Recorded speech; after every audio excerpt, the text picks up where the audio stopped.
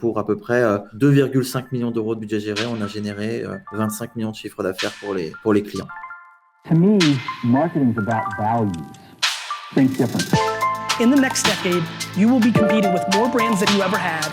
Branding, it's influencing.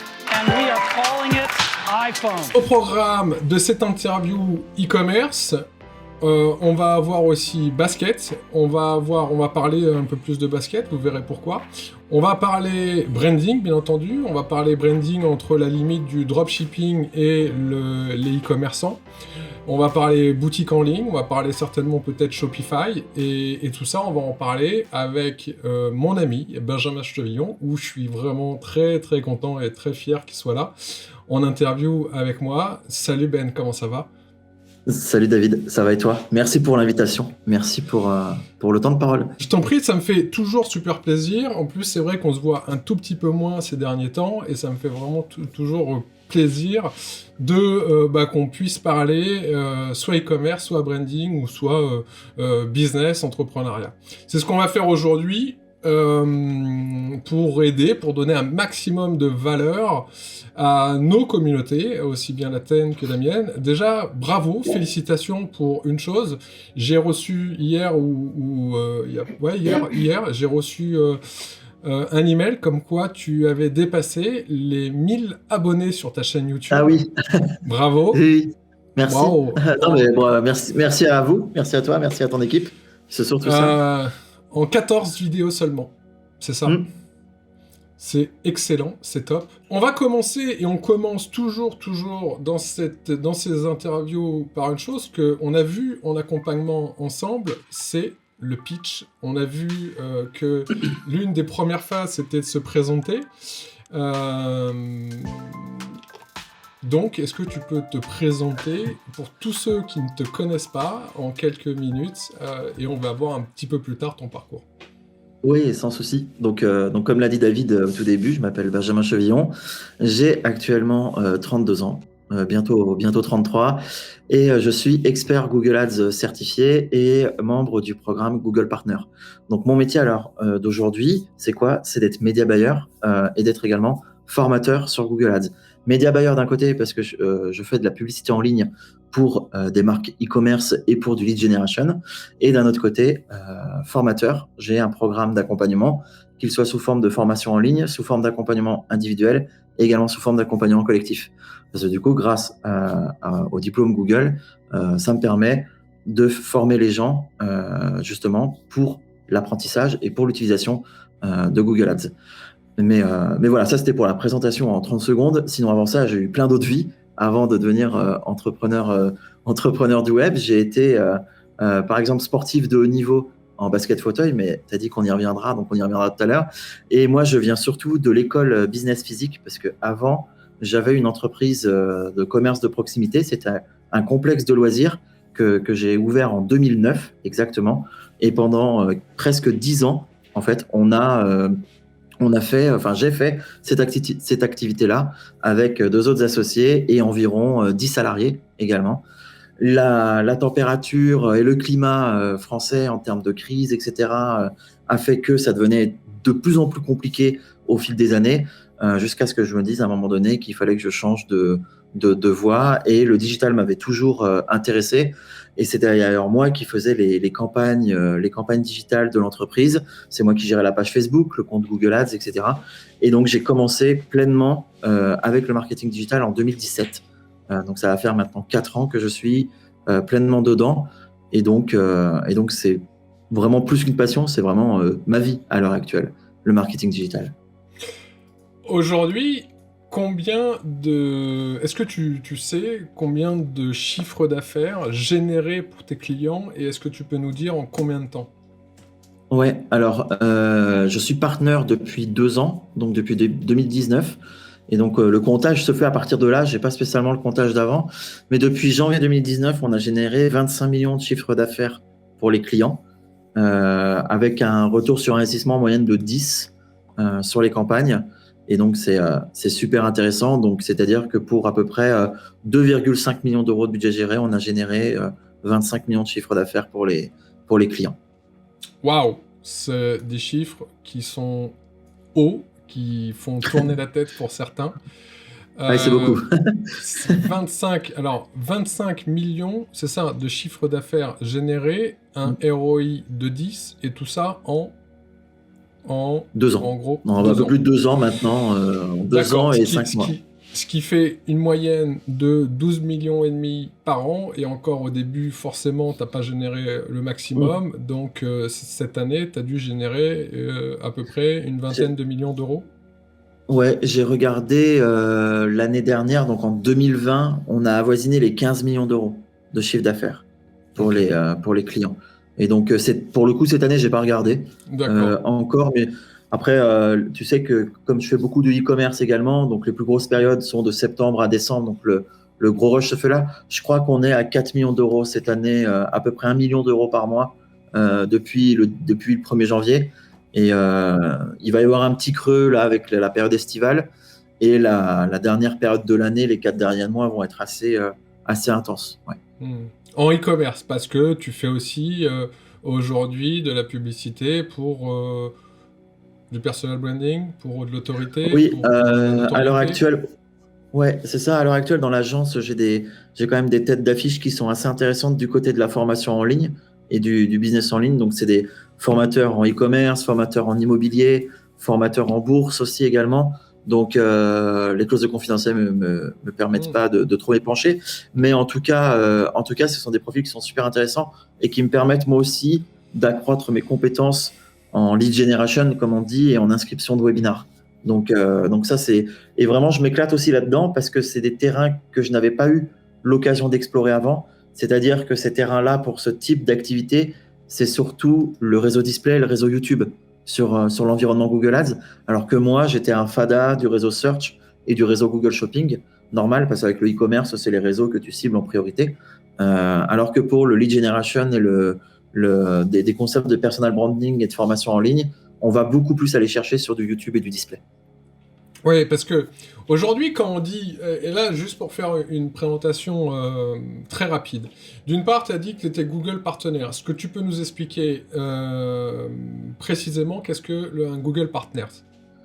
Oui, exactement. En fait, donc moi, je me suis inscrit en tant qu'agence de marketing digital auprès de Google. Donc, j'ai dû passer des certifications pour être reconnu en tant qu'expert Google Ads. Donc, ça, c'est la première étape. Ensuite, au bout d'un an et demi, Google évalue les performances de l'agence, à la fois sur le chiffre d'affaires généré, mais aussi sur les revenus publicitaires. Parce que Google, ce qui les intéresse, c'est forcément des revenus publicitaires. Et donc, par rapport à ça et par rapport aux performances des pubs, Google t'accorde un badge de partenaire sur lequel on est retrouvable publiquement dans la bibliothèque des partenaires Google dans chaque pays. Et donc, moi, j'ai le niveau 1 à l'heure actuelle, qui est le premier niveau du badge Google Partner. Et ensuite, il y a le deuxième niveau qui s'appelle le Premium Partner. Et donc, celui-là, il est adressé au top 3% des agences de chaque pays. Donc c'est pour moi, à l'heure actuelle, à l'heure d'aujourd'hui, voilà, à la fois, oui, l'objectif, mais surtout, en fait, le badge partner, pour moi, Google a été très bon là-dedans parce que tout le monde se dit expert de quelque chose. Mais là, tu peux vraiment le prouver parce que c'est une reconnaissance. Voilà, c'est une reconnaissance et c'est Google qui t'accorde ça. C'est pas toi qui te l'auto-accorde, c'est vraiment Google qui fait des points tous les mois et tous les trimestres avec toi et qui t'accorde ces badges de confiance. Et donc ça, pour moi, auprès des clients, auprès aussi de ma notoriété et puis de mon professionnalisme, c'est vraiment un gage de qualité. Je comprends. Aujourd'hui, quand on pense Google Ads, généralement on pense juste Google. Lorsque je me rappelle, lorsque je t'ai accompagné sur ton personal branding et on en avait parlé, et puis par rapport à ton site, moi j'avais pas connaissance de 1/10 de tout ce qui était, tous les canaux en fait du media buying de Google. Est-ce que tu peux nous les citer? Est-ce que tu peux nous les dire? Parce qu'on n'y voit que Google, le moteur de recherche en lui-même. Bien sûr. Le media buying Google Ads, il y a un écosystème qui est démentiel en fait. Ah, c'est incroyable et c'est d'ailleurs marrant parce que tu vois, pour la petite histoire, j'ai vu l'autre jour que Google avait un chiffre d'affaires de 300 000 euros à la minute grâce à la publicité en ligne dans le monde entier. Tu vois, donc je me suis dit c'est quand même incroyable. Ouais, c'est impressionnant. Et donc, alors oui, donc Google, à l'heure d'aujourd'hui, c'est 5 réseaux publicitaires. On en connaît un tous qui est le réseau Search.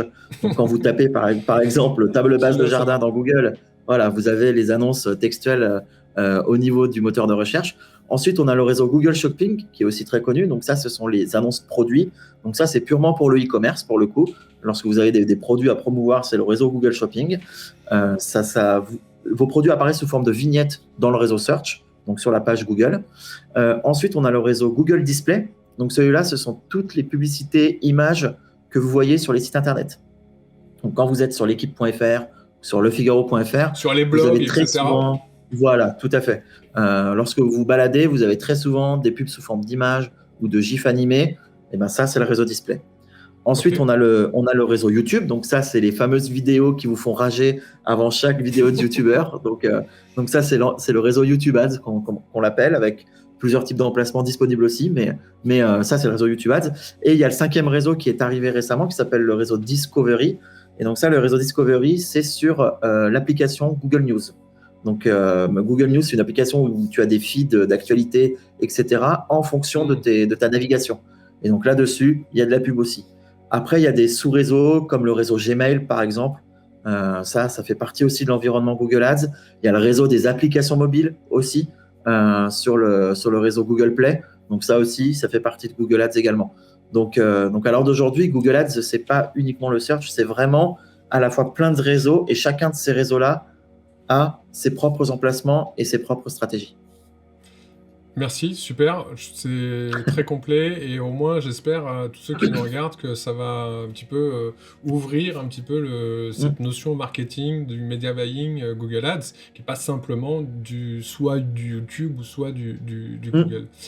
Alors,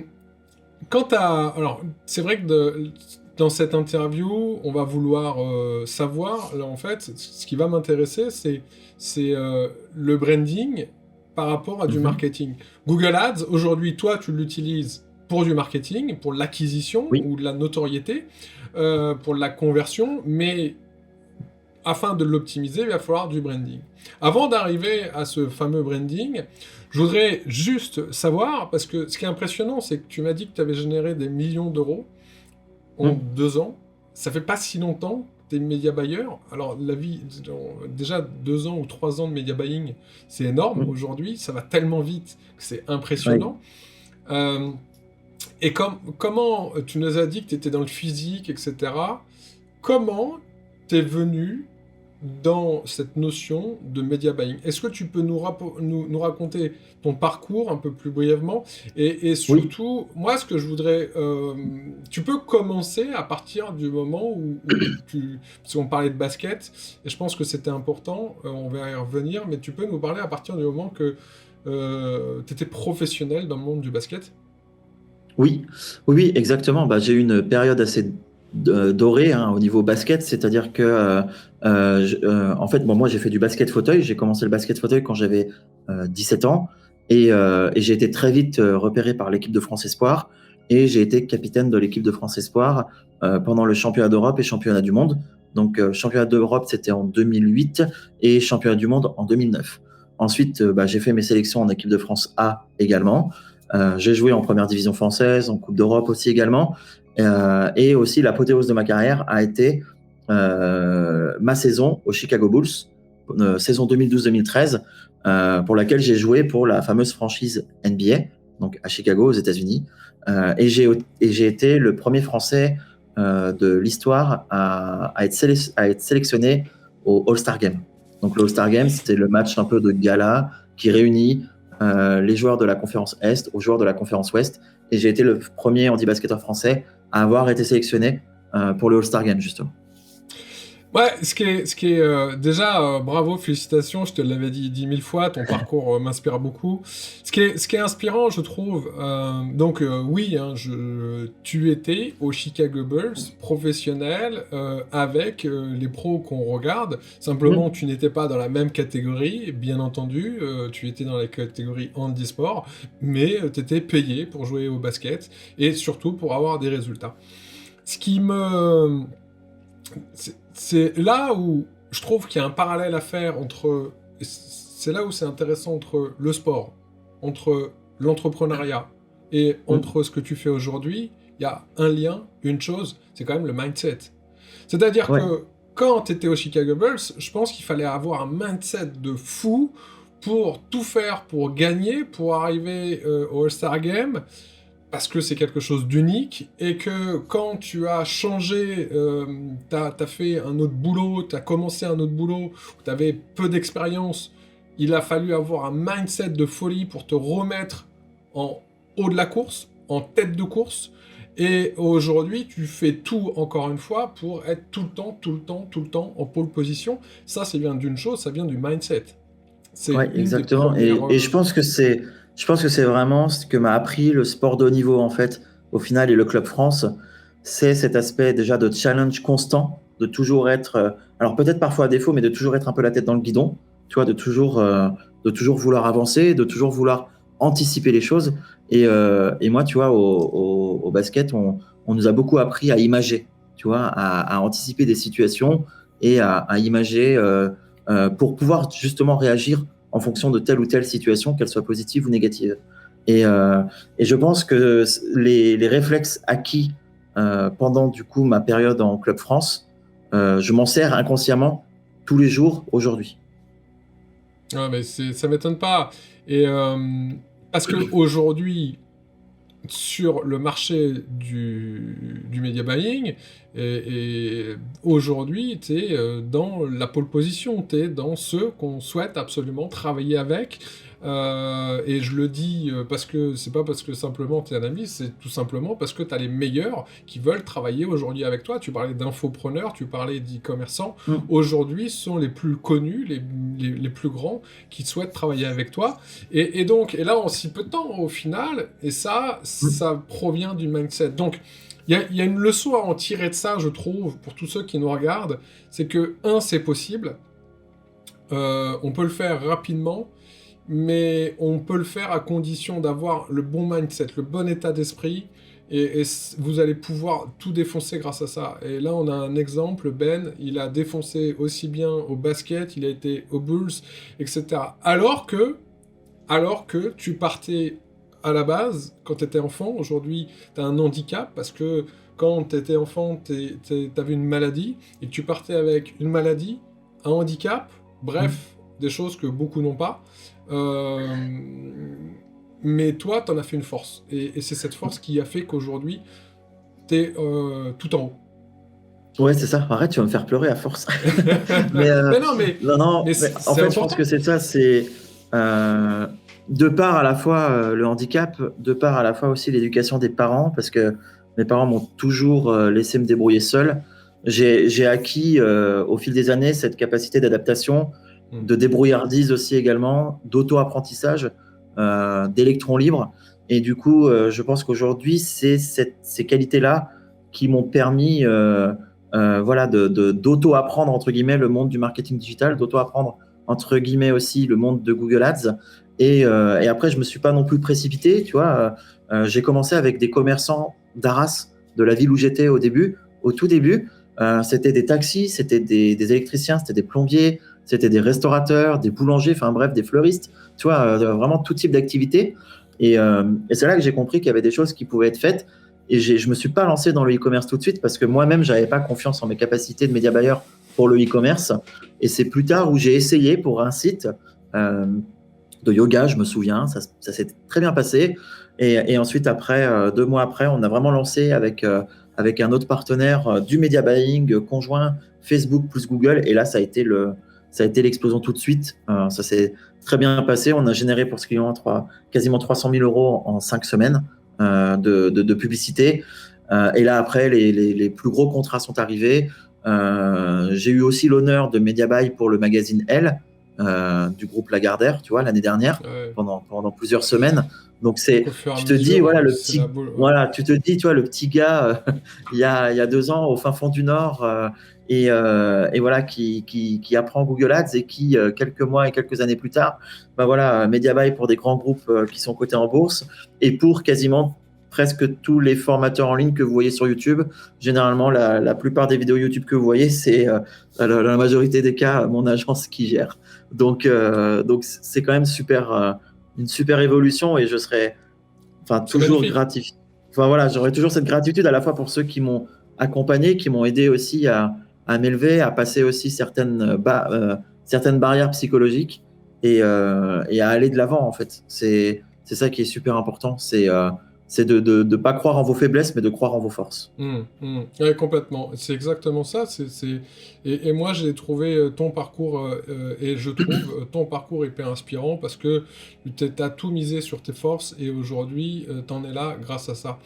Comment tu m'as indiqué là que quand tu es passé dans le digital, donc on résume, tu étais au Chicago Bulls, ensuite tu es passé en tant qu'entrepreneur dans le physique, c'est ça? C'est ça. Ouais. Tu nous as dit que tu avais une dizaine d'employés, et de là, tu as commencé un petit peu le digital pour acquérir, j'imagine, des clients sur ton commerce physique.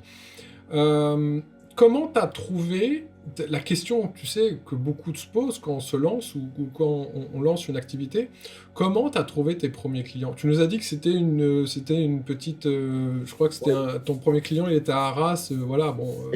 Exactement. Alors, moi, j'ai cette force qui est celle où je vais facilement vers les gens. J'ai cette capacité à aller dire bonjour spontanément et aller voir les gens, aller pousser les portes. Je faisais partie... en 2014-2016, de beaucoup de clubs d'entreprise. Il y a énormément de clubs d'entreprise dans les régions, que ce soit dans les villes, dans les régions ou dans les plus grosses communautés, dans les départements.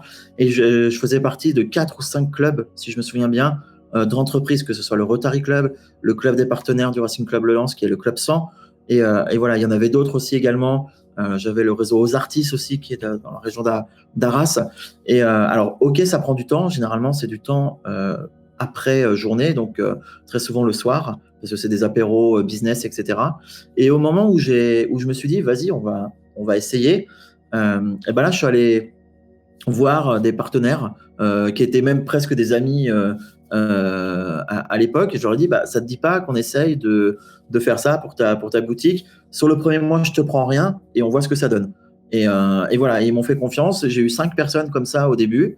Le premier mois gratuit, et après moi je facturais un fixe, c'est-à-dire que j'étais à 250 € par mois concernant l'agence, peu importe le budget que dépensait la personne, qu'elle dépense 500 ou 5000 € par mois sur Google, je prenais 250 € de frais. Je suis vite arrivé à 10 clients du coup, et c'est là que je me suis dit, waouh, en 6 mois je gagne plus que mon entreprise physique, tu vois, en 10 ans derrière. Donc du coup, j'ai dit, il y a quand même quelque chose à jouer, donc je vais encore plus perfectionner mes connaissances. J'ai commencé aussi à faire de l'accompagnement individuel. Je me souviens avoir formé plusieurs cabinets d'avocats, par exemple, plusieurs collaborateurs de cabinets d'avocats à utiliser l'outil Google Ads pour leur cabinet. Donc, et ça, au bout de combien de temps? C'était au début? Ouais. Oui, exactement. Non, c'était top.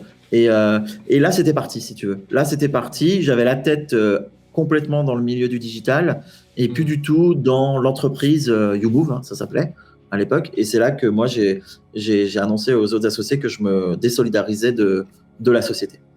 Plusieurs leçons à retenir de ça. La première, c'est que tu as commencé petit.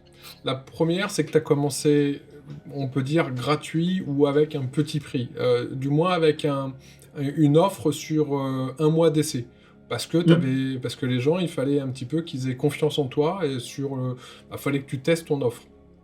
Un petit peu en mode MVP. Donc, des petits clients, un petit forfait et surtout du réseau, du relationnel, du networking. Et pas une bouteille à la mer comme certains peuvent le faire. Par rapport à ça, tu t'es vite arrivé à 10 clients.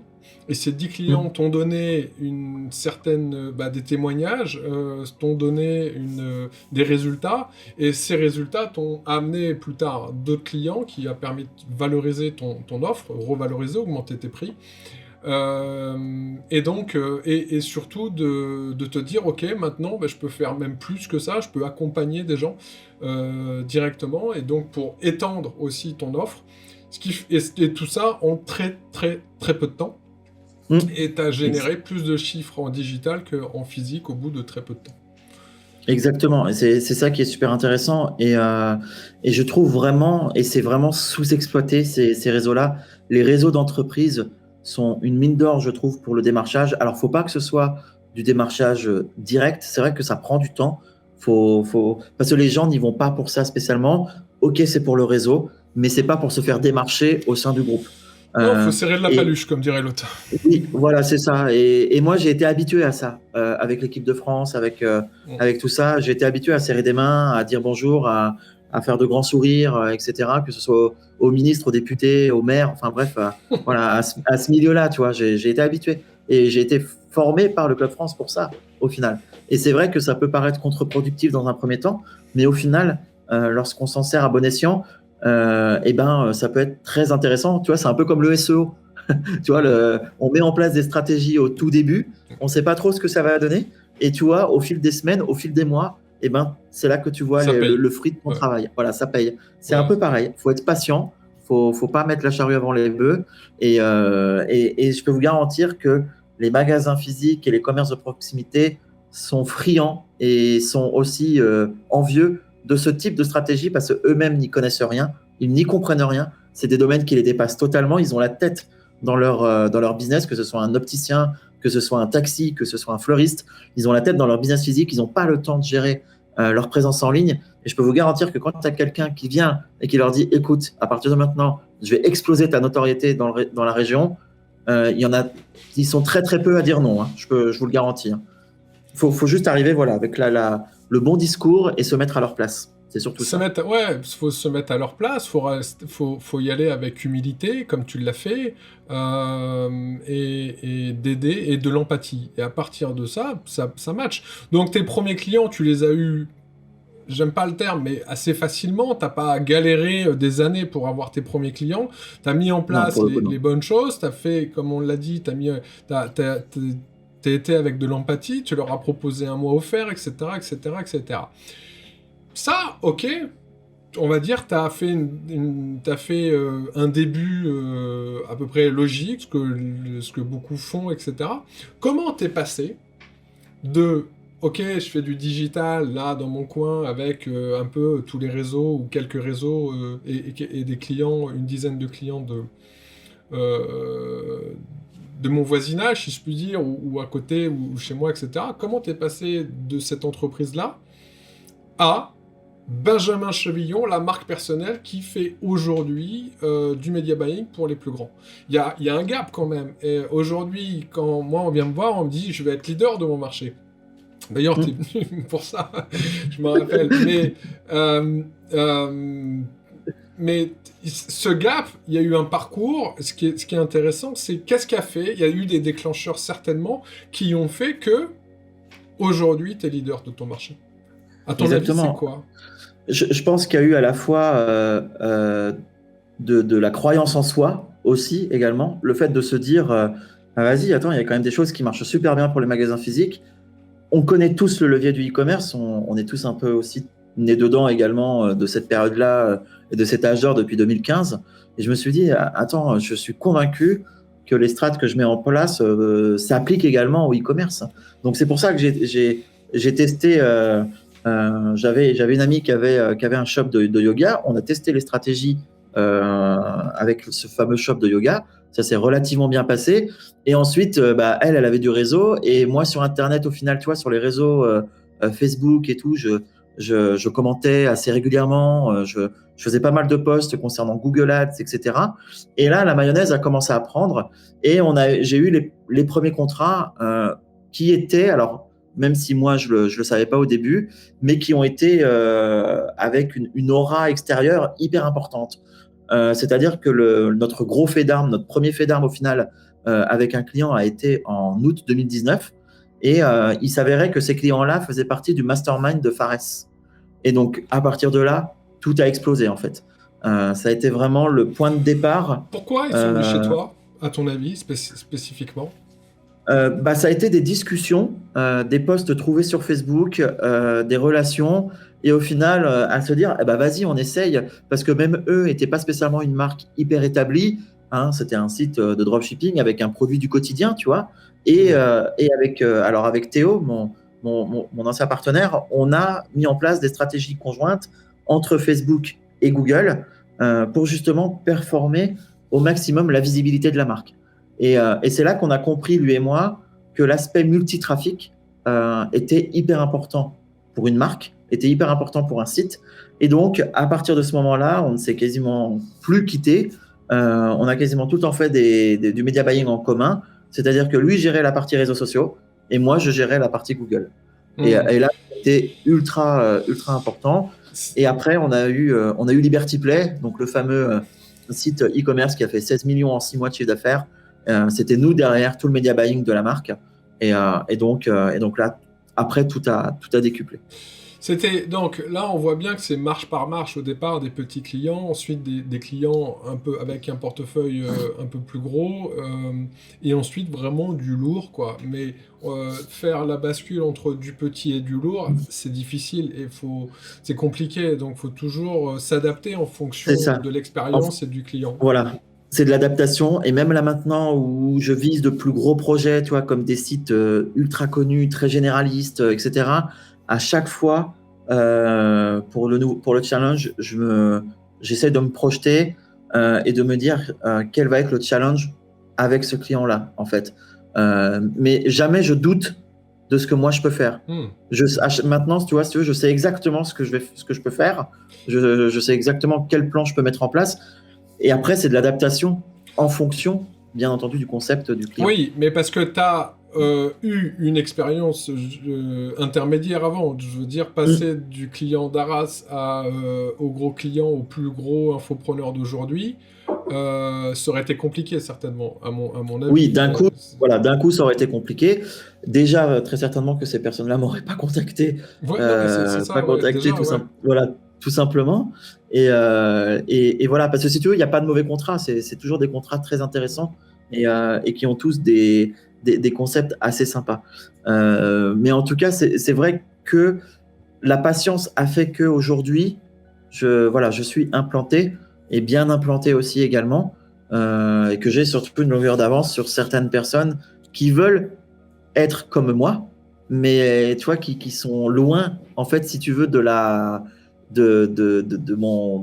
notoriété, de mon mindset, parce qu'ils veulent aller super vite, en fait. Ils se disent, Benjamin, il arrive à faire 15 millions par an en e-commerce, etc.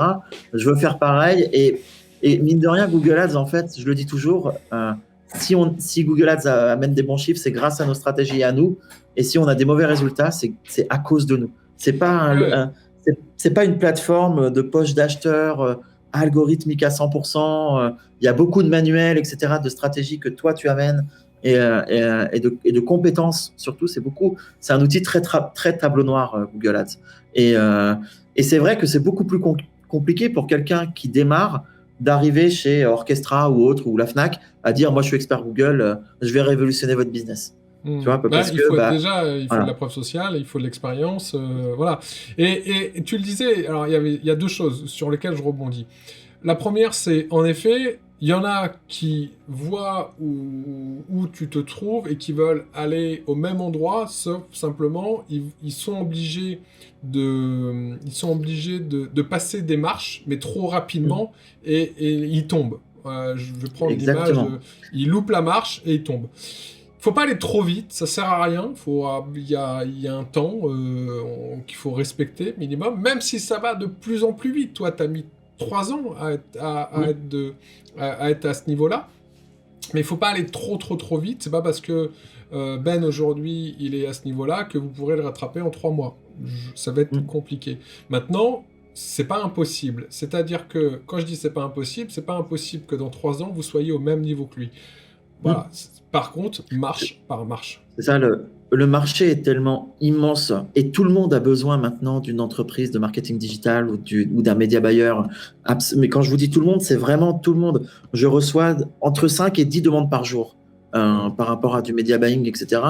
Alors, de tous les bords et de tous les projets, etc. Mais je peux vous garantir que tout le monde a besoin de stratégie. J'ai même formé maintenant en interne les équipes de la franchise VNB. Donc c'est Wine and Beer, un revendeur d'alcool, de boissons alcoolisées, parce que avec la crise sanitaire, ils se sont mis au e-commerce. Pas le choix. Je veux dire, maintenant, ça fait partie intégrante de la consommation à la fois française, européenne et mondiale. Et donc, je peux vous garantir que le marché, il est énormissime. On a des pays émergents comme des pays comme le Brésil, comme des pays d'Amérique latine, d'Amérique du Sud, etc., qui vont aussi arriver à avoir ces stratégies-là débarquées dans leur pays. Et rien qu'en France, quand on voit le retard qu'on a au niveau digital, surtout en termes de mindset, en termes de vision entrepreneuriale pour les commerces physiques, je peux vous garantir que c'est une mine d'or. Enfin, c'est tout le monde a besoin de ça. Et avant qu'on vienne me dire que les marchés vont être saturés, je peux vous garantir qu'il va se passer des dizaines d'années. Bien sûr, bien sûr. Alors là, tu parles des clients et tu parles de ce que tu as mis en place pour tes clients, de ce que tu mets en place aussi pour tes clients. Je vais revenir un petit peu à toi. Qu'est-ce que toi, tu as mis en place pour passer de tiens, j'ai un client, je suis média buyer pour un client d'Arras, à aujourd'hui, je suis client pour les plus gros. Qu'est-ce que tu as mis en place concrètement dans ton branding, dans ton image de marque et dans ton marketing ? J'ai tout simplement mis en place la méthode David Polland, tout simplement. Alors ok, sinon quelle est la méthode Quelle est la méthode David Polland, ou qu'est-ce que tu as mis en place concrètement en termes de support, en termes d'image, en termes de... Ouais, c'est ça. En fait, début 2020, je me suis dit, j'ai tellement de demandes en media buying qu'il faut que je mette en place un système de formation complète pour Google Ads, mais j'avais la structure dans la tête, mais je n'avais aucune idée de comment marketer ça, de comment communiquer autour de ce produit-là qui, je sais, allait répondre à énormément de problèmes vis-à-vis de personnes, parce que je ne pouvais pas prendre tout le monde et les agences ne peuvent pas prendre tout le monde. Et il y a aussi des gens qui ont soif d'apprendre, qui ont envie d'augmenter leurs compétences sur tel ou tel canal d'acquisition. Et donc, moi, je me suis dit, c'est le moment de sortir une master formation sur Google Ads. Donc, et c'est là que je t'ai contacté pour justement repenser mon personal branding, repenser le marketing autour de la formation, qui est la SEA Academy, et pour avoir cette cohérence en matière de communication et en matière d'angle marketing vis-à-vis de la communauté que à la fois j'avais et que j'allais avoir. Et donc, ça a été avec toi un travail de 3 mois, voire un peu plus maintenant, parce que ça va faire plus d'1 an qu'on travaille ensemble. Et ça a été hyper enrichissant déjà. Moi, je me souviendrai toujours de nos sessions hebdomadaires. C'était au niveau cerveau, c'était des choses que je connaissais, si tu veux, qu'on avait déjà entendu parler, mais pas aussi profondément, tu vois, de se mettre à la place du client, de faire l'avatar client, de développer, en fait, si tu veux, le profil idéal, etc., pour trouver les bons mots pour lui parler, refaire mon histoire, refaire, toi, le langage, etc., la présentation, parce que mine de rien, c'est pas facile de se présenter en 2 minutes. Tu vois, pour toi, tu dis c'est très facile, mais au final, c'est un travail.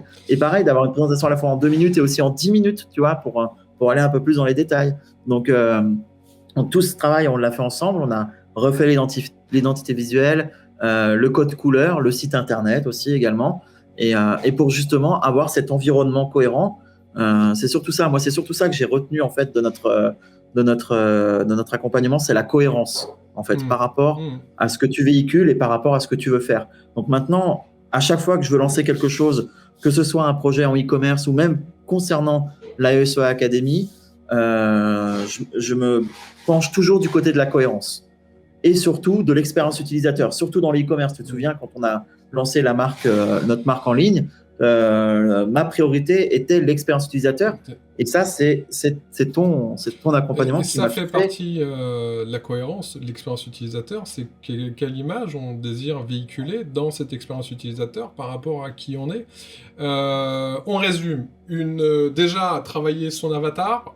Super, travailler son histoire, son storytelling, c'est ce que tu as fait. C'est pour ça que, par exemple, aujourd'hui, tu nous as parlé des Chicago Bulls, que tu nous as parlé de ton mindset, que tu nous as parlé aussi, même que quand tu as commencé, quand tu étais dans le physique, Un site web, pour qu'il y ait la colonne vertébrale de ta communication, une identité de marque pour être mieux identifiée, pour être mieux mémorisée, pour établir cette cohérence et cet univers que tu as aujourd'hui sur des couleurs qui sont le bleu, le vert, des valeurs qui sont chères à toi et que tu diffuses, parce que on n'achète pas du service de Benjamin pour le service, du media buying, je vous l'annonce, il y en a plein partout et il a plein de concurrents. Pourquoi aujourd'hui il est unique? C'est aussi pour ses valeurs, c'est aussi pour sa personnalité, c'est aussi pour ce qu'il diffuse, c'est pour ses convictions.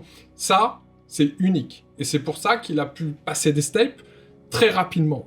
On en a beaucoup parlé en accompagnement, je pense que tu te rappelles. Mais c'est pas parce que derrière aujourd'hui il a un logo ou simplement ça que il est dans les meilleurs du marché. C'est surtout de par sa personnalité qui est cohérente avec ce qu'il diffuse, avec son message. C'est super important. On avait bien travaillé ça, je m'en rappelle bien. Voilà, et puis un petit coup de marketing, et encore du marketing de l'organique, beaucoup aujourd'hui, du contenu. C'est ça, moi à l'heure actuelle, c'est donc avec toi, c'est du contenu du contenu à la fois sur Instagram, en email et sur la chaîne YouTube. Et moi de mon côté, je ne fais pas de pub à l'heure actuelle, c'est uniquement du bouche à oreille, comme on dit. Et de manière organique, j'ai à peu près entre 10 et 15 élèves qui rejoignent la formation tous les mois. Tu vois, sans que je fasse de webinaire, sans que je fasse de publicité. Et tout ça, c'est parce que toutes les bases ont été faites, si tu veux. Et parce que aussi, ok, le produit est bon, ok, on sait qu'il y a des élèves qui ont des résultats, etc. Mais à la fois, toute cette présence fait que quand les gens recherchent quelque chose à la fois sur YouTube ou sur Google, voilà, il y a forcément mon nom qui apparaît quelque part. Et parce que tu n'arrêtes pas aussi de peaufiner, d'améliorer cette présence en ligne, ce personal branding. Ok, merci pour ton témoignage, Ben, ça me fait super plaisir. Mais c'était pas en fait, je voulais pas en venir là, c'était pas la question, mais ça me fait super plaisir. On va parler aussi branding parce que tu es dans le monde du e-commerce énormément. Tu as communiqué sur des belles marques, sur des grandes marques. Tu communiques toujours pour des marques aujourd'hui. Alors, toi, tu es dans le monde du marketing pur, de l'acquisition, de la conversion, donc process, outils, voilà, en gros. Et moi, dans le monde du branding, et pourtant, on s'apprécie énormément. Au contraire, c'est une synergie entre les deux. Est-ce que aujourd'hui, tu peux nous parler de cette différence? Est-ce que tu as vécu une différence entre, par exemple, des boutiques qui étaient full marketing, zéro branding, le coût, l'acquisition, ça marchait, c'était ok, ça marchait pas, pourquoi? Tu vois, cette différence entre quand on y met du branding, quand on n'y met pas, est-ce que ça, tu l'as vécu? Peut-être pas pour toi directement, mais pour tes clients? Non, bien sûr, la grosse différence entre les boutiques multiproduits et les boutiques ultra brandées qui construisent une image de marque, elle est incroyable. Quand je dis incroyable, c'est par rapport au taux de conversion de la boutique. Donc moi, quand on a des boutiques généralistes, multiproduits, etc., généralement, on sait que le taux de conversion va être entre 1,8 et 2,2%. Ça va être compliqué d'aller au-delà. En revanche, les boutiques monoproduits ou alors qui accentuent leur travail autour d'une thématique, autour d'une image de marque, autour d'une appartenance, autour d'une UX visiteur, etc. Là, on sait que ces boutiques-là peuvent aller chercher du 4, 5, 6, voire plus en termes de pourcent de taux de conversion. Et ça, je le vois, mais vraiment tous les jours. Justement, en ce moment, on Media Buy pour une société américaine qui fait des produits de perte de poids, enfin bref, peu importe, mais qui ont accentué leur travail vraiment sur le branding. Les responsables du site sont des graphistes, donc on voit tout de suite qu'ils sont ultra à l'aise sur le design d'un site épuré, sur la facilité d'achat, pas de blabla sur les descriptions, on oublie les compteurs, on oublie l'Urify, etc., le Scarcity, enfin peu importe, et tout est axé sur le chemin et le parcours d'achat. Et là, on voit vraiment la différence parce que je trouve qu'en faisant ça, on se met à la place du client, on se met à la place de la personne et c'est ce que le client veut retrouver sur un site, ce qu'un visiteur veut retrouver, que la marque lui parle. C'est ça, qu'il y ait cette relation, non pas robot-humain, mais humain-humain. tu vois. Et là, Ouais. je trouve, à l'heure d'aujourd'hui, les marques qui performent très rapidement, hein, genre, on va pas parler trop des marques institutionnelles comme Apple, Coca-Cola, Non, non, etc., non, non, même si des marques, des nouvelles marques mais que beaucoup ne voilà, connaissent pas. des nouvelles marques qu'on connaît pas, mais d'ailleurs, toi, on en parle souvent, comme Waterdrop, comme toutes ces marques-là qui n'étaient pas ultra connues il y a quelques années, mais qui maintenant sont ultra implantées dans leur domaine. La différence a été que la marque a parlé, enfin que des humains ont parlé à des humains. Et ça, je trouve que c'est la grosse différence. Et c'est ce que j'essaye de m'efforcer d'inculquer aussi à mes clients lorsque ça manque un peu d'humanisation, qu'on est trop axé marketing business. Et on se rend compte que quand on passe de l'autre côté un petit peu, eh ben, les résultats sont exponentiels. On n'achète pas juste un produit pour le produit, on l'achète pour ce qu'il y a derrière, on l'achète pour les convictions, on l'achète pour la personnalité qu'il y a derrière, et ça change tout d'une boutique. Tu parlais des taux de conversion, donc déjà hallucinant le changement entre passer de 1,5 à 4, par exemple, ce qui est déjà hallucinant, mais je pense que ça doit aussi avoir un effet énorme sur la LTV, donc la LTV, on va dire, et on va simplifier pour tous ceux qui sont pas OK avec le taux de fidélisation finalement, voilà, avec le nombre de fidélisations, le nombre de ventes qu'on peut faire sur un même client, je simplifie, hein, voilà. Je pense que ça doit être un changement aussi considérable, parce que généralement le branding, en termes d'augmentation de fidélisation, c'est un sacré levier.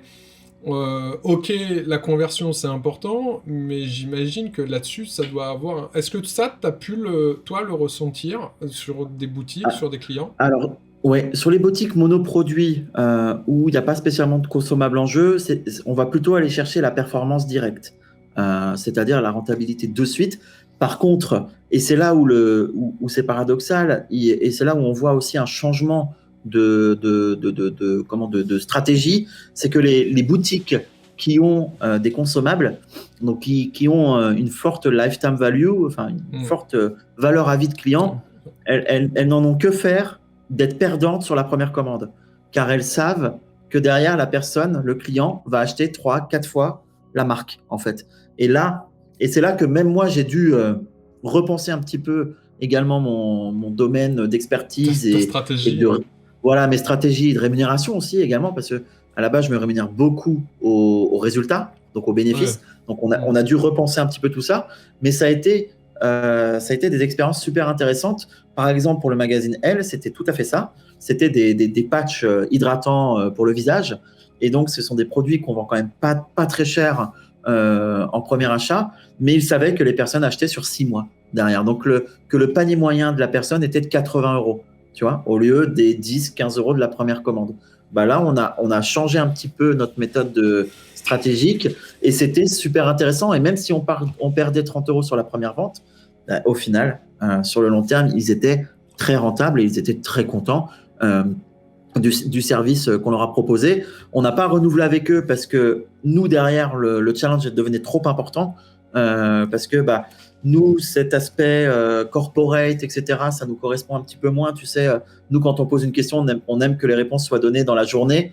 Or là, avec les services marketing, comptabilité, financier, voilà, ça prenait trop de temps. Donc, on avait du mal à actionner les leviers qu'on voulait actionner. Mais en tout cas, ça a été une très belle aventure sur 3 mois et ça s'est super bien passé. Et après, on a dû couper parce que on trouvait qu'on faisait trop de surplace. Mais c'était selon nos avis. Mais c'est sur un produit comme ça que le branding, là, s'il n'y a pas de branding, c'est mort en fait, parce que tu vas acquérir pour cher et derrière tu vas pas revendre, donc tu vas acquérir à perte. Et c'est exactement, tout, mais tu sais, je vais te dire, sur les boutiques généralistes, c'est un peu pareil. Si tu mets pas, parce que vu que les boutiques généralistes, elles ont des milliers de références sur leur site, si tu mets pas en place un système d'expérience utilisateur ou d'UX, peu importe, lors du premier achat, la personne, elle reviendra jamais. Donc, ça veut dire que tu es condamné à recruter de nouveaux clients tout le temps. Et donc, ton acquisition te coûte de plus en plus cher. C'est ça, et l'acquisition coûte de plus en plus cher. Qu'est-ce qu'on pourrait donner on est tous les deux, je pense que l'idée, c'est aussi de donner de la valeur, c'est ce que j'ai dit, c'est ce que j'ai annoncé. Qu'est-ce qu'on pourrait donner en termes de valeurs, de conseils, de tips sur la mise en place de branding pour le e-commerce. Je te laisse donner, voilà, si tu as Bah, déjà 2-3 idées. moi, si tu veux, à chaque fois que je lance un concept e-commerce, j'essaie toujours de me dire qu'est-ce qui m'a fait kiffer lorsque j'ai reçu un produit ou lorsque j'ai fait une commande chez une marque, tu vois. Par exemple, vous voyez, le petit détail du blister sur le produit, c'est un game changer pour le client. Tu vois, pourquoi? Parce que Apple a un peu institutionnalisé l'opening ou l'unboxing de son paquet via blister. Voilà. Et donc, moi, ça a été ça. Pareil au niveau au niveau du packaging. Nous, tu vois, sur notre marque e-commerce, tu t'avais vu, c'était un packaging un peu à la Apple aussi, c'est-à-dire avec un gros carton assez solide qui ne se pliait pas, qui était sous blister. Et on avait même mis une pochette en fait autour du produit qui disait toute l'équipe du site vous remercie pour votre confiance et votre fidélité. Et à l'intérieur, on avait donc le produit en question. On pouvait encore aller plus loin dans l'expérience utilisateur en le mettant dans une pochette en tissu, en faisant tout ça sans problème. Donc, Mais soigner le packaging, voilà, ça c'est super c'est ça. important. Soigner le packaging. Ensuite, on peut ajouter par exemple un truc simple à faire que beaucoup font, mais que beaucoup aussi ne font pas, c'est ajouter ce qu'on appelle un BR, un bon de réduction. Donc ça va être une carte, comme une carte postale, où dessus vous allez avoir votre branding, un message sympa, merci de cet achat, voilà, on a pensé à toi, moins 15% sur la prochaine, ou alors une réduction en termes d'affiliation, c'est-à-dire que vous allez pouvoir donner, c'est ce que fait beaucoup, c'est une stratégie que fait beaucoup HelloFresh, en ce moment que j'analyse beaucoup comme marque. Donc, mettre un petit carton ou un BR, un bon de réduction à l'intérieur, et là, vous allez augmenter soit votre taux de fidélisation, soit le côté affiliation, Exactement. et une meilleure acquisition client. Qu'est-ce qu'on pourrait donner comme tips aussi en termes de branding? Alors, après, moi, je sais que dans mon métier, et c'est là où j'adore quand nos métiers se rejoignent, c'est ce qu'on appelle l'UGC, donc le User Generated Content.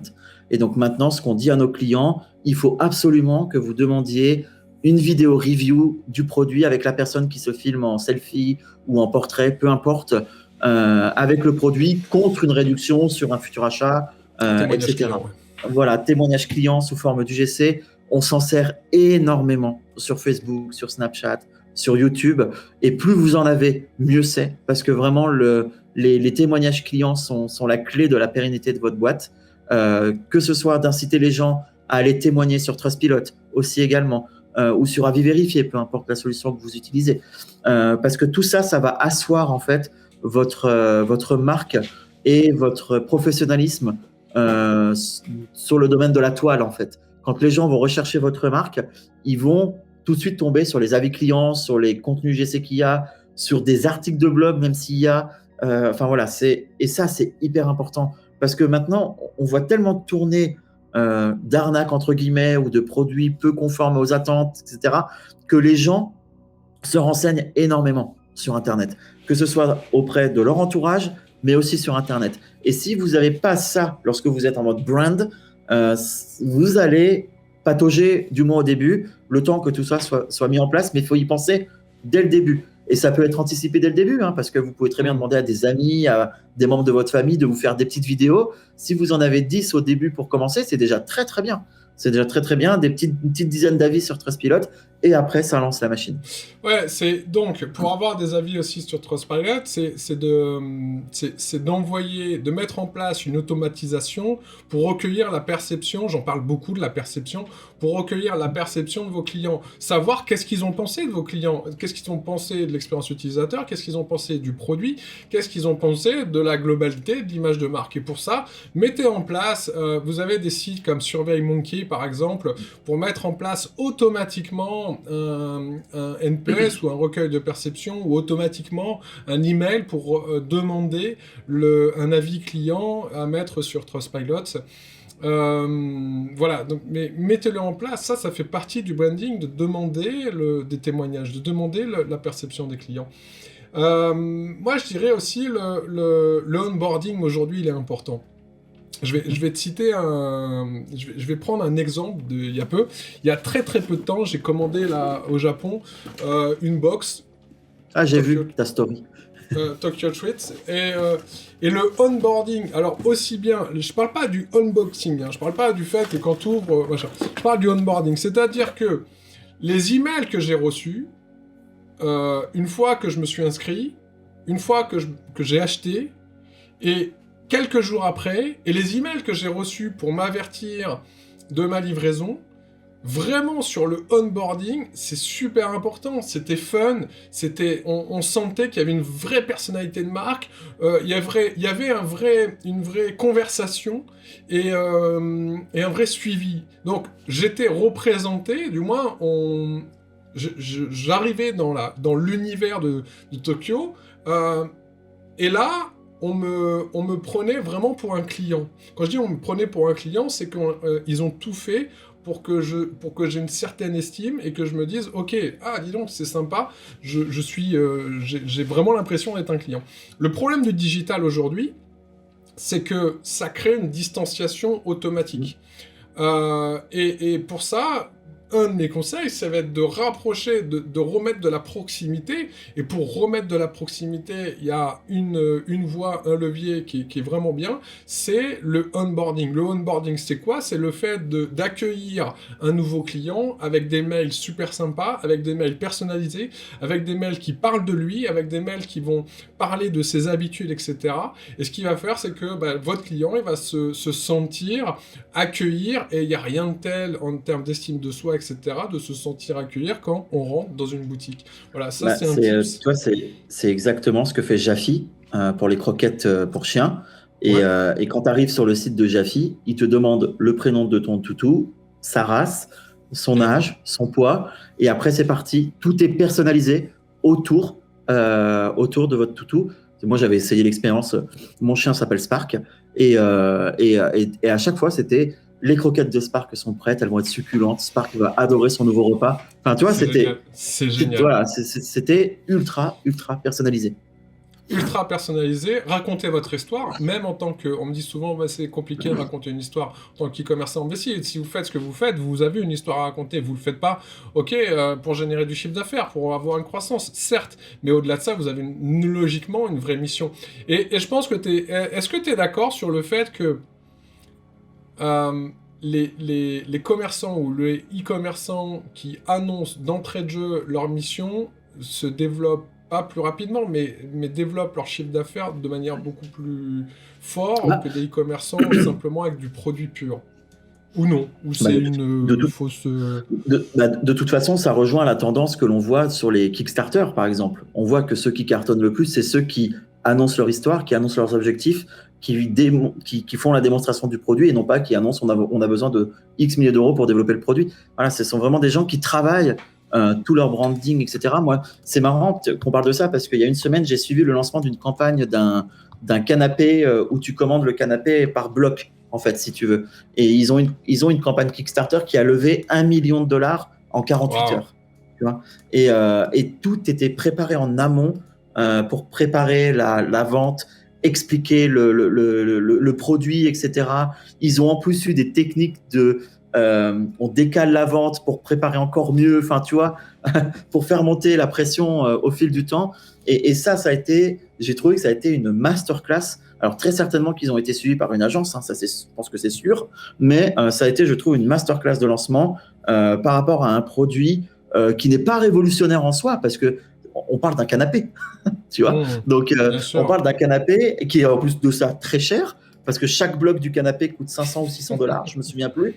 Donc tu vois, c'est quand même très très cher, que tu ne peux pas essayer en plus, parce que les gens aiment bien essayer le canapé, tu vois, avant de savoir si ça va bien leur convenir au niveau confort, au niveau assise et tout. Et non, ils ont fait ils ont fait un carton. Ils ont fait, je crois, plus de 2000 ventes en 48 heures. Mais ça me rappelle un petit peu les lancements de ces fameux lits qu'on vend directement, tu sais, sous carton, là, qui sont pliés, etc. Ça me rappelle un petit peu ça. C'est-à-dire qu'à l'époque, il n'y en avait pas. Ils se sont lancés en Kickstarter, hein, pour certains, même pour pas mal. Et le fait qu'ils aient une véritable mission sur dormir mieux, à moins cher, etc., pour disrupter un marché, mais ils ont communiqué sur leur histoire, leur mission, et pas simplement sur les caractéristiques du lit. Ok, le lit est bien, et encore, j'en ai essayé pas mal, c'est pas non plus des trucs de fou. Par contre, ils ont un super créneau et une façon de raconter ces histoires lors de crowdfunding, par exemple, qui est exceptionnelle. Donc, racontez un peu plus votre histoire et votre mission, c'est important. Ben, c'est ça, et regarde, Emma Matelas, c'est ce qu'ils ont fait. Au début aussi, avant d'être maintenant connus dans le réseau physique, mais avant, ils étaient uniquement en ligne. Et c'est exactement ce qu'ils ont fait. Et ça rejoint aussi les marques e-commerce. Quand tu parles de mission, quand tu parles d'explications, etc., tous les sites qu'on a cités, comme Waterdrop, comme Jaffi, même quand Pandati, vous irez voir, ils ont des pages à propos de nous ou notre mission, etc., qui sont incroyables, qui sont simples, mais efficace, ultra efficace. Celle de Waterdrop, je pense que c'est la meilleure de toutes, en termes d'expérience, en termes de visuel, en termes d'UX, etc. Mais sinon, même celle de Jaffi, elle est ultra marrante, parce que eux, c'est un système de chemin, en fait. Vous irez voir, c'est une sorte de carte dessinée avec un itinéraire. Comment tu l'écris, Jaffi ? C'est J-A-P-H-Y, je crois.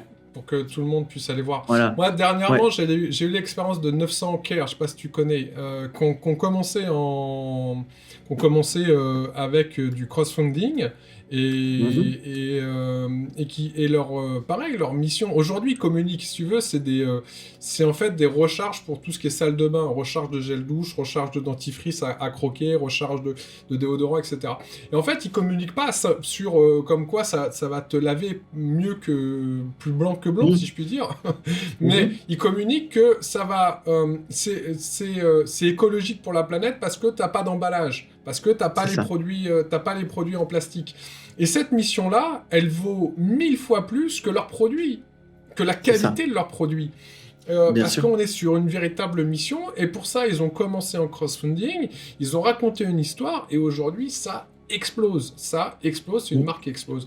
Donc voilà, vous voyez là, vous avez plein d'exemples, et vous avez full valeur, là, Benjamin vous a donné full valeur, donc à vous de jouer pour mettre en place votre histoire, pour mettre en place votre mission, pour communiquer dessus, et ensuite vous allez pouvoir comme ça amortir, si je puis dire, ou du moins économiser sur votre marketing, sur l'acquisition notamment de Google ou de Facebook, mais ça sera beaucoup plus facile et beaucoup moins... vu que vous allez augmenter vos taux de conversion, comme tu l'as dit, presque de x2, voire x3 pour certains, bah forcément ça va vous coûter beaucoup moins cher en termes d'acquisition. Il y a une dernière chose sur laquelle je voulais rebondir avec toi et que tu as dit, c'est que... une chose qui est importante aujourd'hui, c'est l'acquisition multilevier. C'est-à-dire que vous ne devez pas simplement soit que faire du branding, vous ne devez pas simplement soit que être sur Facebook, vous ne devez pas simplement être sur Google Ads, mais c'est cette synergie entre le branding et tous les leviers marketing qui font que ça marche. Aujourd'hui, tu peux nous dire, toi, avec ton expérience et avec les marques que tu as accompagnées, un petit peu entre celles qui avaient qu'un canal et celles qui avaient des multicanaux? Exactement. Moi, de toute façon, au niveau de mes clients, maintenant, je choisis mes clients. Enfin, j'ai la chance de pouvoir choisir mes clients. Et ma première question est toujours, sur quel vecteur de trafic êtes-vous présent ? Si le client me dit on est présent que sur Facebook ou que sur Google et tout, je lui dis attention, ça peut être intéressant, mais moi je suis toujours de l'école multicanal. Pourquoi ? Parce que le jour où la journée se passe mal sur telle ou telle source de trafic, vous avez toujours la chance qu'elle soit très bien sur les autres canaux.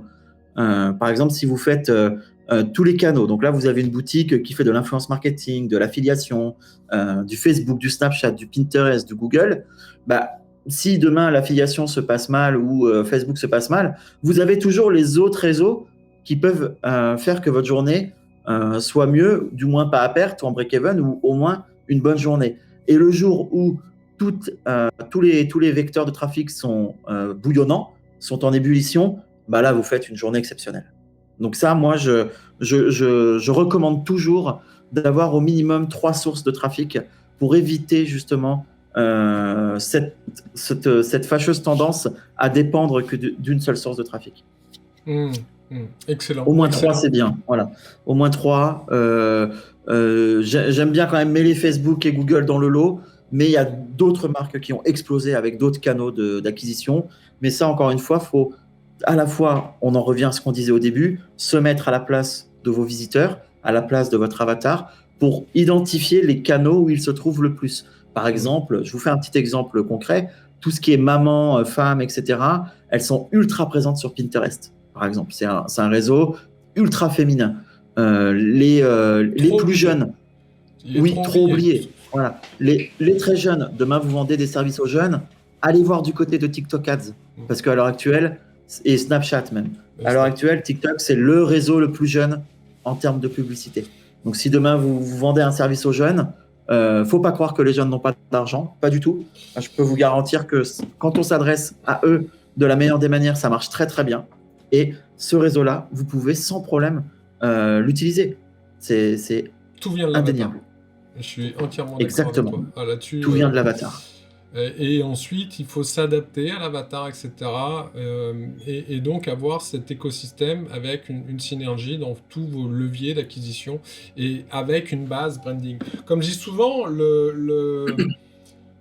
le marketing, c'est votre thé, c'est votre eau chaude en fait. C'est le levier, et le branding, c'est le sachet de thé qu'on va mettre à l'intérieur. C'est ce qui va donner du goût, c'est ce qui va donner de la saveur, c'est ce qui va donner le fait qu'on veut en reprendre. Voilà, parce que de l'eau nature, ok, c'est bon, mais bon, on s'arrête vite sur, voilà, ça n'a pas tellement de saveur de l'eau comme ça. Donc surtout chaude. Donc mettez-y un sachet de thé, mettez-y du branding et vous allez voir que là tout de suite ça va réveiller l'essence à vos visiteurs, à vos clients. Et c'est comme ça que vous allez pouvoir augmenter vos taux de conversion, vos taux de fidélisation, la LTV, etc. Merci Ben pour ça. C'est pas fini, j'ai encore quelques questions et c'est encore quelques minutes avec toi. Sans problème. On parle de marque. Quelle est aujourd'hui, toi, ta ou tes marques préférées et pourquoi ? Mes marques préférées. Alors, j'ai Apple, forcément. Je pense que jusque-là, c'est le classique. Ouais, voilà, je suis vraiment un fada d'Apple pour le coup. Pourquoi ? Parce que eux, ils ont eu l'intelligence de tout mettre dans l'environnement Apple, en fait.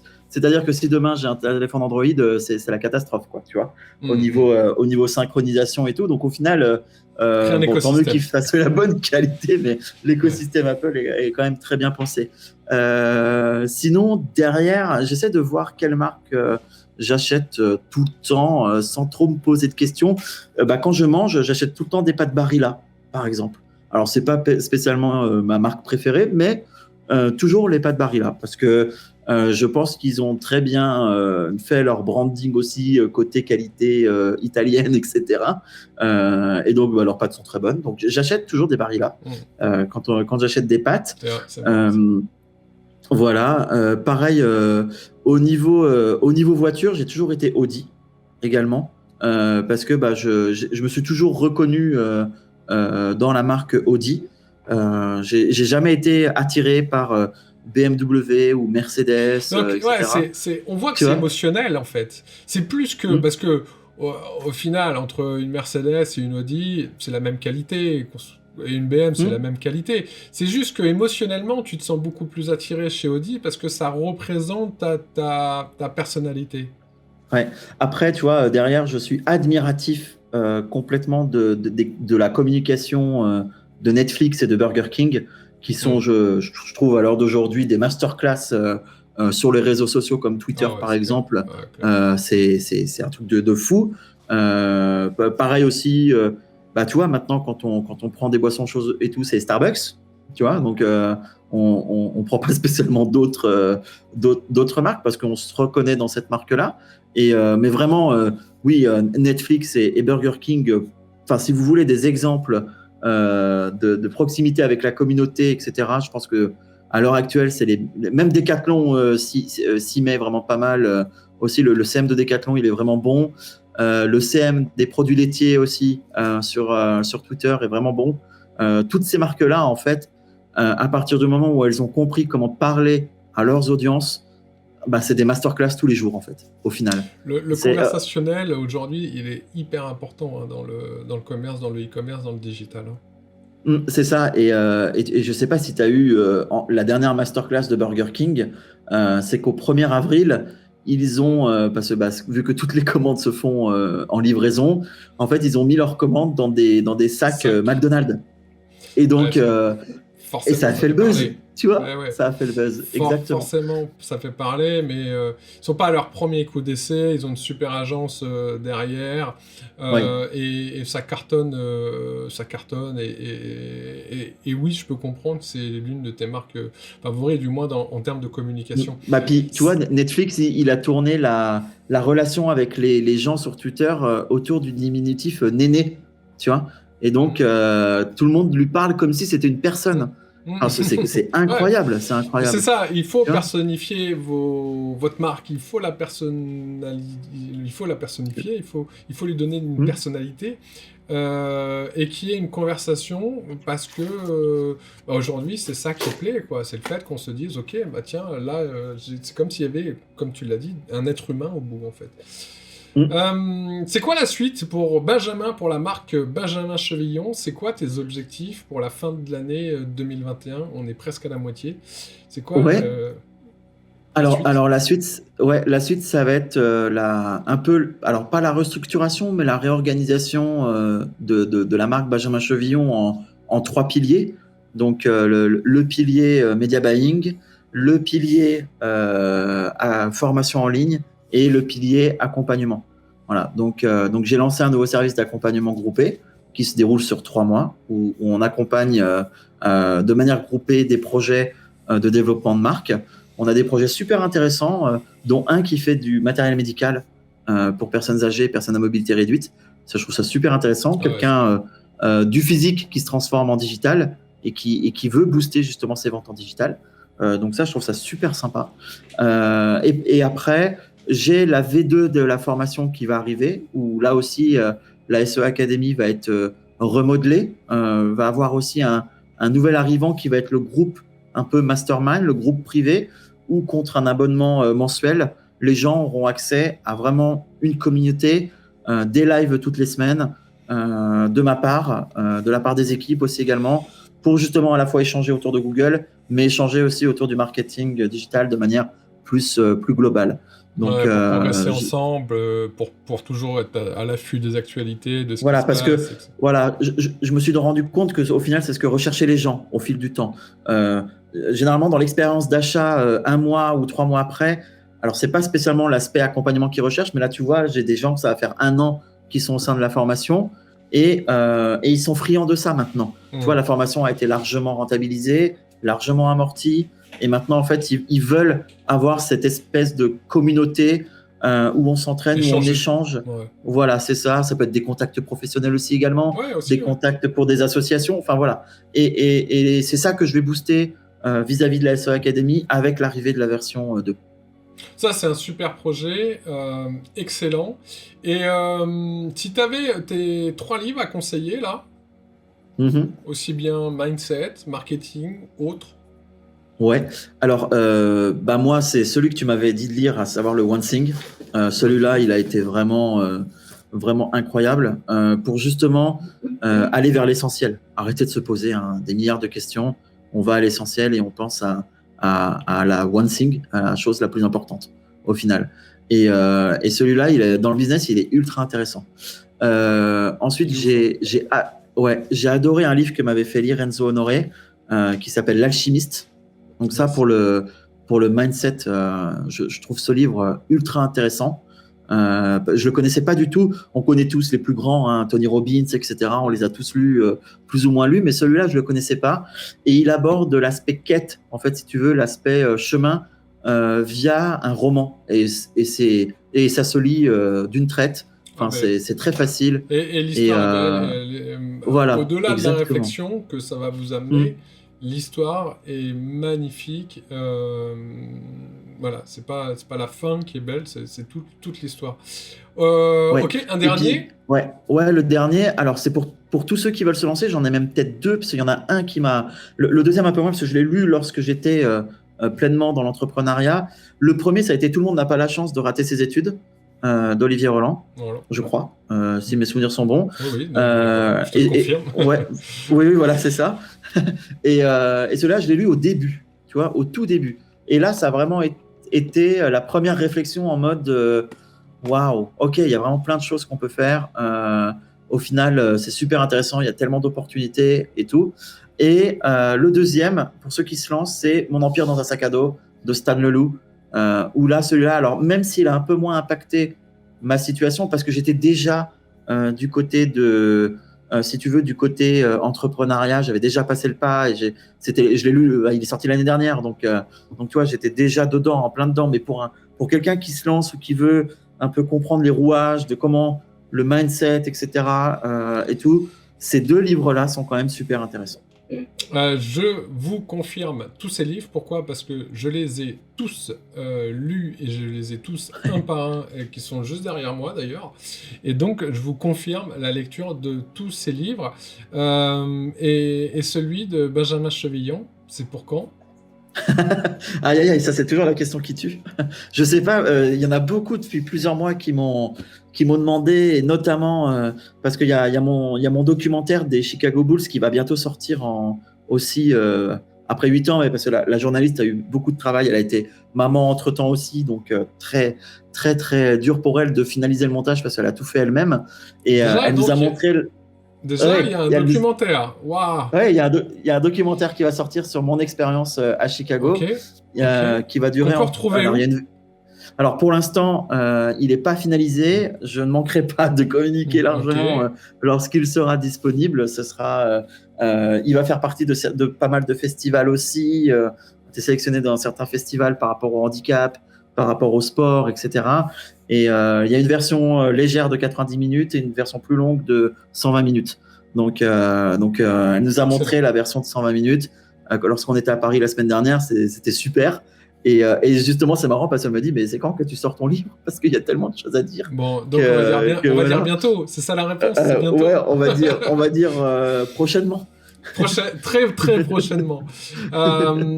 Et la dernière question, si tu avais un seul conseil au final indiqué à tous ceux qui nous regardent, un conseil, game changer, ça serait lequel ?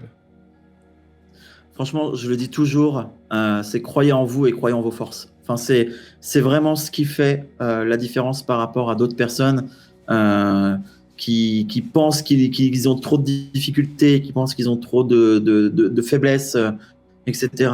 Et on a tous nos lots de choses pas très jolies et pas très drôles dans la vie, mais les gens qui se relèvent à la fois vite et bien, ou qui se relèvent tout court, sont les gens qui croient en eux, qui croient en leur destin et qui croient en leurs capacités. Et vraiment, c'est ce qui fait la différence avec tout le monde. Et vous lirez toutes les storytelling concernant les plus gros entrepreneurs du monde à l'heure actuelle, que ce soit Bezos, Elon Musk, Steve Jobs qui a été viré de son entreprise, même Jack Ma. Vous lirez tous leur storytelling. Tous, ils ont eu des difficultés à un moment ou à un autre. La persévérance. Exactement. Je suis entièrement d'accord. Merci pour ça. Il y a un dernier instant, c'est l'instant promo.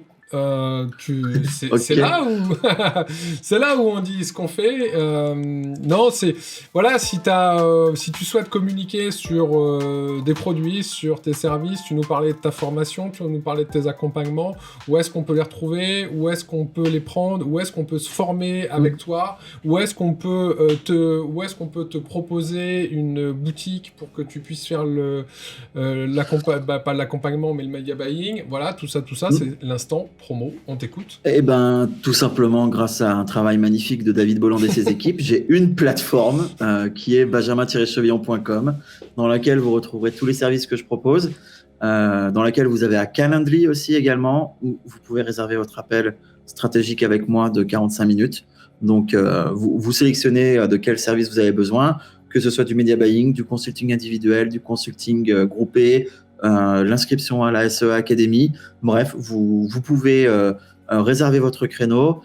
Si toutefois, moi, j'ai des indisponibilités, on continue sur WhatsApp par message sans aucun problème en fonction de vos attentes aussi.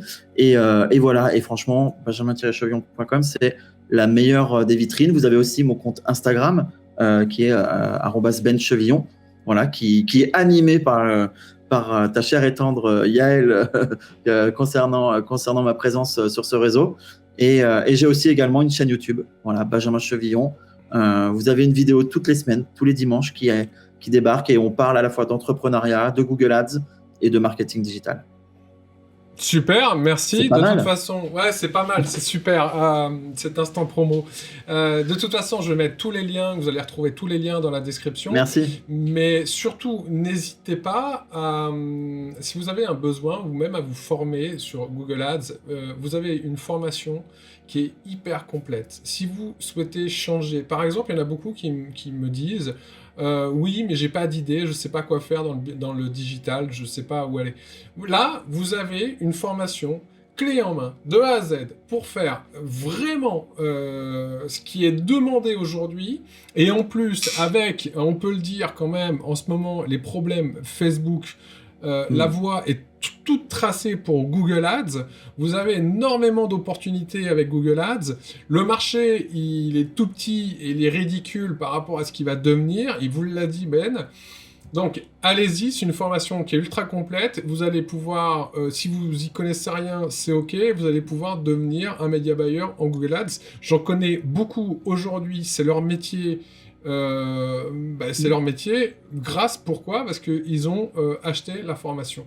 Voilà, donc merci à toi. En plus, derrière, vous avez un SAV au top. C'est directement Benjamin qui s'en occupe. C'est lui, vous allez avoir lui.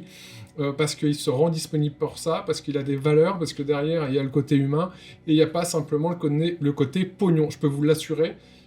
Parole. Voilà, merci Ben, vraiment, De ton temps. Merci à toi, David, avec grand Encore plaisir. une fois, ça m'a fait plaisir. On est obligé de faire des interviews pour se parler maintenant. C'est quand même incroyable. Ouais, non, mais faut vraiment se remédier ça. Ouais, on est obligé de se caler des interviews pour communiquer ensemble parce qu'on n'a plus le temps. Mais merci à toi. J'espère que ça vous a plu. J'espère qu'on a délivré le maximum de valeur. Si vous avez des questions sur soit les services de Benjamin, soit sur des questions de media buying, Benjamin va vous répondre. Mettez toutes les questions et les affirmations en commentaire. Si ça vous a plu, mettez un like et allez voir benjamin-chevillon.com. Il y a des super pépites à aller voir. Il y a un article il y a des articles de blog dessus où vous allez retrouver énormément d'infos. Exactement. Merci beaucoup. À très très bientôt. De toute façon, on se voit tout à l'heure. C'est ça un mastermind. Ouais. Alors non, moi pas ce soir. Hein, c'est rendez-vous médical. Mais voilà. Mais sinon, oui, on se voit. On se voit en mastermind. Généralement le jeudi. Merci. À très bientôt. On vous souhaite David. Bonne soirée, bonne nuit, bonne journée. On ne sait pas l'heure, mais à bientôt. Ciao, bye bye. Merci à tous. Salut.